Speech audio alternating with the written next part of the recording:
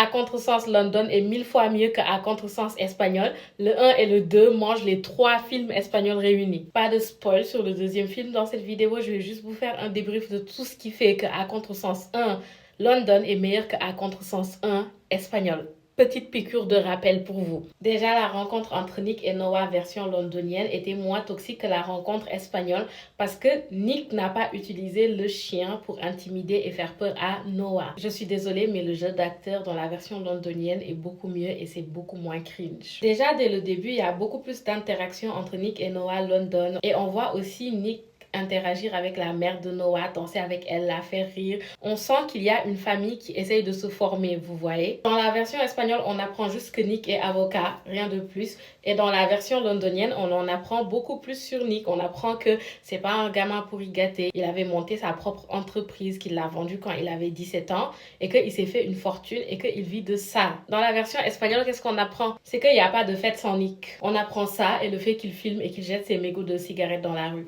Maintenant, Nick, ça se voit qu'il s'est un peu renseigné sur Noah avant qu'elle arrive parce que quand ses amis posent des questions à Noah sur son université ou sur ses études, c'est Nick qui répond à sa place. Et ça m'a un peu impressionnée parce que je me suis dit, mec, comment tu sais ça? Tu t'es renseigné sur ta demi-sœur. Il y a beaucoup plus de discussions entre eux, même dans la voiture, même quand ça se termine en dispute, on sent qu'ils veulent se parler.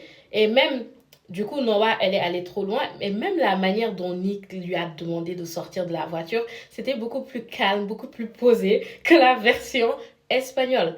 Et puis, dans la version londonienne, Nick a quand même envoyé Zach pour aller chercher Noah. Alors que dans la version espagnole, Nick l'a laissé se débrouiller tout seul. C'est un point à noter. Même si elle était tout fâchée contre lui, il est toujours resté hyper calme avec elle. J'ai noté aussi que pendant la fête, par exemple, la version espagnole, Nick était en train d'embrasser une fille de gauche à droite, alors que Nick London, il dansait juste. Voilà, il fourrait pas sa bouche dans toutes les bouches. Aussi, quand il a vu qu'elle a été droguée, il est resté calme jusqu'à ce qu'il voit qu'il a été drogué et tout. Et c'est là qu'il a réagi pour frapper Tom, parce qu'il méritait d'être frappé, Tom. Contrairement à Nick espagnol qui était beaucoup trop curieux et qui voulait regarder je sais plus quoi quand Noah dormait après qu'elle soit droguée, Nick London, même quand il a vu les cicatrices de Noah, il a juste relevé la couverture et il est parti. Il n'a pas essayé d'en savoir plus alors qu'elle voulait pas peut-être qu'il sache. Nick London n'a jamais été dans la confrontation avec Noah. Même quand elle le cherchait, lui, il restait toujours calme. Même quand elle est allée fuiner dans ses affaires,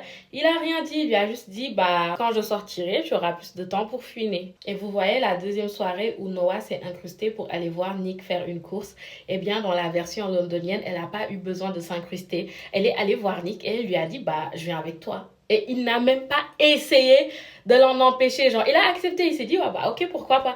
Nick espagnol n'allait jamais accepter. Il allait juste dire, tu ne viens pas avec moi. Il l'a juste prévenu que l'endroit n'allait pas lui plaire, mais il n'a pas essayé de l'en empêcher. C'est quelque chose que j'aime tellement. Il n'essaie jamais d'imposer ses décisions et ses choix à Noah. Il la laisse prendre ses propres décisions. Les petits détails que tout le monde ne voit pas, c'est que Nick était intéressé par Noah depuis le début. Et il l'a pas montré jusqu'à ce qu'il apprenne que Noah s'est fait tromper. Quand il l'a appris, son visage a complètement changé. Et quand Jenna lui a conseillé d'aller voir d'autres mecs pour se venger et qu'il a vu Noah aller danser avec d'autres mecs, il s'est littéralement imposé direct en mode viens, suis-moi et fais-moi confiance. Parce qu'il ne voulait pas voir Noah avec un autre mec parce qu'il savait déjà qu'il la voulait. Il l'a aidé, ils ont fait le bisou, ils ont fait la photo. Quelque chose que j'ai adoré avec Nick London, c'est qu'il n'est pas allé coucher avec une autre fille parce qu'il était excité par le bisou avec Noah. Ce que le Nick Espagne a fait. Et du coup, Nick London ne rate pas le départ de la course parce qu'il couchait avec quelqu'un d'autre. Il rate juste le départ de la course parce qu'il parlait avec Lion et consort. Et puis Nick London était tellement plus fier de voir Noah conduire la voiture. Il était là en mode,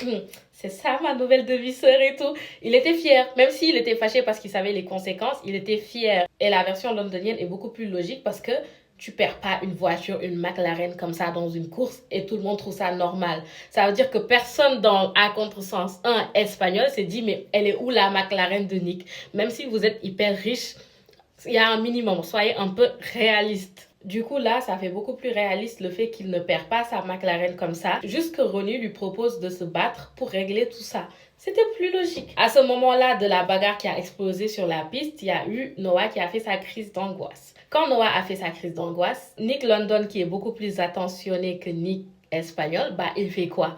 Quand il rentre à la maison, Il lui sert du thé pour qu'elle puisse se détendre et il essaye de poser des questions. Les deux discutent. Ce qui manque dans la version espagnole, c'est des discussions. Nick et Noah à London discutent, ils parlent de sa crise de panique, pourquoi c'est arrivé, qu'est-ce qui déclenche sa crise de panique et tout. Et il y a aussi la petite complicité et le jeu de séduction qui s'installe en mode oui, je suis fâchée, en mode là, j'essaye de m'assurer que tu vas bien et ensuite, demain, je serai fâchée. Vous voyez, c'est... En fait, dans la version espagnole, ils ont tellement tout misé sur l'alchimie et la tension sexuelle qu'il y avait entre les acteurs que le film s'est concentré que sur ça. Alors que dans la version londonienne, ils discutent, on voit pourquoi et comment on en est arrivé là, pourquoi ils s'apprécient autant. Et puis, il y a du slow burn. Je suis désolée, dans la version espagnole, ils se sautent dessus au bout de 1 minute, alors que là, il y a du vrai, mais du vrai slow burn. Et du coup, Nick London étant beaucoup plus sain et beaucoup moins problématique que Nick espagnol, il n'a pas disparu quand il devait aller voir Maddie. Il a prévenu qu'il allait voir Maddie et il a même accepté sans broncher quand on lui a proposé de ramener Noah avec lui. Noah qui était jalouse de Maddie parce qu'elle ne savait pas encore que c'était sa sœur. C'était tellement mignon. Et puis, elle a posé la question en mode oui, ta copine, pour savoir si Nick était en couple avec la fille là ou pas. Et encore une fois, ils discutent, ils apprennent à se connaître. Et même quand Noah lui pose des questions sur son passé, je pensais qu'il allait se fâcher, se braquer. Il lui a juste demandé si c'était un interrogatoire. Et quand elle s'est excusée, il lui a dit qu'il plaisantait et que c'était ok. Même si c'est pas la même chose que la version originale, là, on en apprend plus sur le passé de Nick, sur le divorce de ses parents, sur comment il l'a vécu lui de son point de vue. Eux, ils faisaient tout ça pendant qu'à contresens espagnol se concentrait que sur le sexe. Et c'est dommage parce qu'ils avaient le potentiel pour faire un truc de ouf. À partir de ce moment-là, quand même, quand ils sont allés voir Maddie, Nick savait que Noah était intéressé par lui et ça a commencé à l'amuser de la voir un peu jalouse de Anna pour savoir si c'était sa copine ou pas. J'ai aimé le développement de leur relation du début à la fin. Et on a eu aussi, grâce à la mère de Nick, plus de développement sur le fait que sa mère soit alcoolique, sur le pourquoi du comment Nick a commencé à se battre, qu'il a commencé à faire des courses pour exprimer sa colère. Le fait qu'il ne se saute pas dessus mais qu'il se drague comme à l'ancienne et qu'il discute, putain, c'est tellement important pour moi qu'il discute. Quand il lui a dit oui, si tu étais à moi, je ne laisserai jamais personne te faire du mal. Du coup, quand ils se sont embrassés dans la cuisine, j'ai adoré parce que ça sent la douceur, ça sent l'amour. C'est pas que du désir, il y a tellement plus et ça se sent, on le ressent à travers notre écran. Et puis Dan est arrivé. Je suis sûre que Noah a laissé Dan rester au début juste pour faire chier Nick et pour le rendre jaloux. C'est la seule et unique raison, je vois pas autre chose. Et ça a marché parce qu'il était en train de passer quand il a vu Dan faire un bisou à Noah et là il s'est reculé direct pour rentrer dans la salle à manger. Et il a regardé Noah en mode mais qu'est-ce que tu me fais là? Il était en colère et il a commencé sa petite crise de jalousie quand Noah est rentré dans son dressing. Mais dès que Noah lui a dit embrasse-moi, il s'est tu et il s'est jeté sur elle. C'est ça qu'on veut! Et puis elle aussi, elle a joué la carte de la sensualité et de la séduction en mode embrasse-moi, non pas ici, ici, ici, là. Et elle a fini par lui dire de ne pas faire de mal à Dan, mais de le faire partir. And my boy was ready for that. Il attendait que ça. Et puis Dan, est-ce que on se fait acheter pour $1500? $1500. Il pouvait tellement t'en donner plus. Tu as accepté de partir pour $1500. Tu as vu leur baraque? S'il te plaît. Et puis le coup de poing qu'il a donné à Dan était mérité aussi. J'ai adoré le fait aussi qu'il ait gardé les vêtements de Dan pour les remettre à Noah pour qu'elle puisse faire un feu de joie avec. C'était un moment de complicité.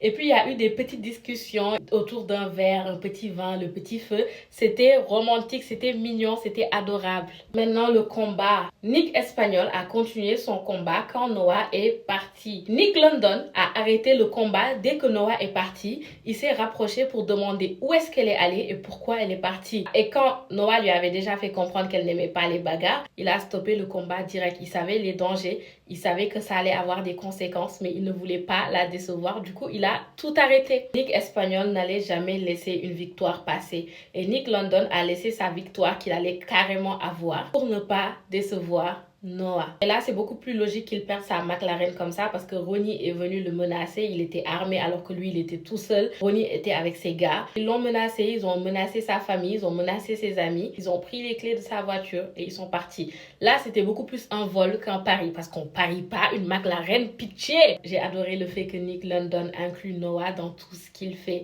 Ça veut dire que même quand on lui a proposé des vacances à Ibiza avec ses amis, il a regardé Noah en mode tu veux venir? Ah, j'aime ça. Et puis, il y a eu la scène de la piscine. C'est ça que vous aimez, vous. Comme c'était l'anniversaire de Nick, Noah lui a offert un cadeau. Elle lui a offert une course et ils ont fait la course à deux, ils ont fait une activité ensemble, ils ont discuté et c'est ça un vrai couple, c'est ça de la vraie complicité. Est-ce que vous pouvez me citer une activité que Nick et Noah espagnols ont fait ensemble? Ça n'existe pas. Alors que ces deux-là créent de la complicité, font des choses ensemble, discutent ensemble et c'est ça qui fait qu'ils sont meilleurs que la version espagnole. Elle a quand même gagné la course et le fait qu'elle lui offre aussi la mini McLaren comme ça faisait tellement peu romantique dans ce contexte-là. En fait, la relation entre Nick et Noah London est basée sur une vraie évolution. On voit l'évolution de leur relation, on voit les étapes par lesquelles ils passent. On ressent beaucoup plus leur amour que la version espagnole où ce n'est que du désir. Les pétasses qui se réjouissent parce qu'elles ont enfermé Noah dans le placard, vous avez quoi, 5 ans? Nick qui la retrouve et qui ne défonce pas la porte parce que nous, on n'est pas l'incroyable Hulk. Il demande la clé, il ouvre la porte, il la calme, il attend que sa crise d'angoisse passe. Le petit détail, c'est que Nick, en venant à la fête, il portait la veste que Noah avait vue dans son dressing. Quand ils sont sortis du placard, il a donné la veste à Noah pour que Noah porte la veste. Des petits détails qui comptent. Et puis encore une fois, je vous répète ça pour la 100e fois, les deux discutent. Il lui parle de son passé avec son père et tout. Et lui, il la rassure en lui disant que c'était pas de sa faute. Il l'a rassurée, il a été là pour elle, il l'a écoutée. Il lui a fait comprendre qu'elle n'avait rien fait de mal. Elle a juste gardé le secret de la cicatrice pour elle à ce moment-là. Et en fait, tellement il s'est bien comporté avec elle, c'est là qu'elle s'est rendue compte qu'elle voulait coucher avec lui. Et elle lui a dit, j'ai envie de toi. Et boum, c'est là qu'ils ont enfin couché ensemble. En fait, ils ont été si patients et ils ont fait l'amour, mais avec un grand A, un A majuscule. Et puis j'ai aimé le fait que dans la version londonienne, il y avait beaucoup plus de moments en famille. Ils passaient beaucoup plus de temps ensemble tous les quatre et pas juste aller à des galas, genre ils passaient des moments ensemble à la maison. J'ai aussi aimé le fait que Nick, quand il a senti le danger arriver, surtout quand ils se sont fait agresser dans la voiture, qu'il aille voir son père pour lui parler de Ronnie. Et c'est là que son père lui a fait comprendre que c'était peut-être pas Ronnie, mais le père de Noah. La réaction de Nick quand on a kidnappé Noah, le fait qu'il était tellement en colère, il était tellement déstabilisé, et le fait que quand il tenait la petite McLaren rouge là, il tremblait. Est-ce que vous avez vu sa main trembler? C'est des petits détails comme ça qui font tout. Nick a tout fait pour la sauver. Il s'est sacrifié. Il a été poignardé par Ronnie, mais ça a été le blessé le plus fort de l'histoire. Je crois qu'avec l'adrénaline et le fait qu'il voulait vraiment que Noah soit safe, il s'est sacrifié en fait. Et avec sa blessure, il a quand même réussi à se battre contre Ronnie. Il a réussi à conduire pour essayer de la sauver de son père. Il n'y a que quand Noah était vraiment en sécurité que Nick s'est permis de s'effondrer. Et comme dit Noah, les personnes brisées ont le pouvoir de se guérir entre elles. Et c'est pour ça que Nick et Noah London seront toujours et à jamais mes préférés. Et là, j'ai terminé de regarder le deuxième film et ils sont toujours mes préférés. Donc, je vous ferai pas de débrief maintenant. Je vous laisse regarder et savourer ça. Et on se fera un petit débrief ce soir ou demain. Bisous!